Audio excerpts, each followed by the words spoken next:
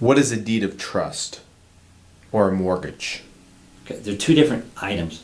A deed of trust is where you deed your property voluntarily to a trustee, and that deed is not effective unless you are foreclosed, unless you fail to keep the promissory note.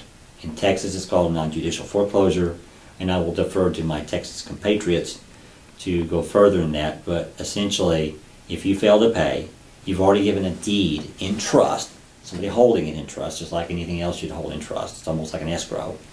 That in the case you don't pay, the trustee will then take that deed that you've given and will convey it to somebody else that then forecloses your property.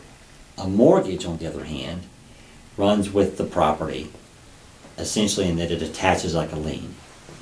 A mortgage, and the reason I like a mortgage is because I come from a judicial foreclosure state in Oklahoma. And in Oklahoma we get mortgages.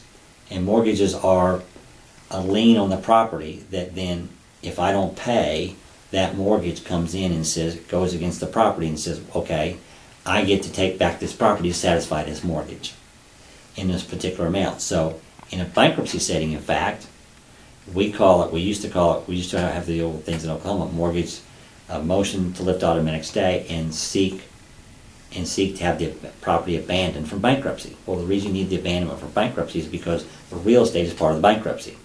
We had to get it out of the bankruptcy so that then we could foreclose the mortgage. And in Oklahoma, it's a judicial foreclosure state. You have to file a lawsuit. You get a judgment. That judgment merges with the mortgage, and the mortgage then acts to go against the property. It's called an in rem foreclosure. It's in the rights of the property. And that's how you foreclose the mortgage. And then whatever's left, if you don't get enough to cover the price of the mortgage, that's called deficiency. And then there's a personal deficiency judgment.